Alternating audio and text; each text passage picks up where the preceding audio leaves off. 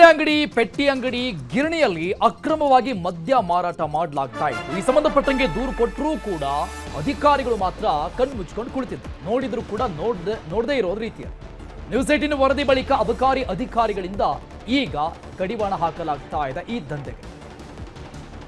ಅಕ್ರಮ ಮದ್ಯ ಸೇವಿಸಿ ಮೂವರ ಸಾವಾಗಿದ್ರೂ ಕೂಡ ಅಧಿಕಾರಿಗಳು ಮೌನಕ್ಕೆ ಜಾರಿದ್ರು. ನ್ಯೂಸ್ 18 ವರದಿ ಬಳಿಕ ಈಗ ತನಿಖೆಗಾಗಿ 5 ತಂಡ ರಚನೆ ಮಾಡಲಾಗಿದೆ. ನಂಜನಗೂಡಿನ ಅಕ್ರಮ ಮದ್ಯ ಮಳಿಗೆಗಳ ಮೇಲೂ ಕೂಡ ದಾಳಿಗೆ ಅಬಕಾರಿ ಅಧಿಕಾರಿಗಳು ಮುಂದಾಗ್ತಾ ಇರೋದು.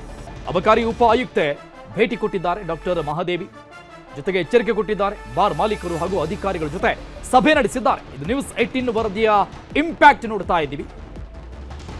ನ್ಯೂಸ್ 18 ನಲ್ಲಿ ವರದಿ ಬಿತ್ತರಿಸಿದ ನಂತರದಲ್ಲಿ ಅಧಿಕಾರಿಗಳು ಈಗ ಅಲರ್ಟ್ ಆಗಿದ್ದಾರೆ. ಅಕ್ರಮವಾಗಿ ಮದ್ಯ ಮಾರಾಟ ಮಾಡಿದ್ರೆ ಕ್ರಮ ತೆಗೆದುಕೊಳ್ತೀವಿ ಅಂತ ಸೂಚನೆ ಕೊಟ್ಟಿದ್ದಾರೆ, ಎಚ್ಚರಿಕೆ ಕೊಟ್ಟಿದ್ದಾರೆ. ಈ ಸಂಬಂಧಪಟ್ಟಂಗೆ ಅಂಗಡಿ ಮಾಲೀಕರನ್ನ ಕರೆದು ಸಭೆ ಕೂಡ ನಡೆಸಿರುವಂತಹ ದೃಶ್ಯವನ್ನ ನೋಡ್ತಾ ಇದ್ದೀವಿ.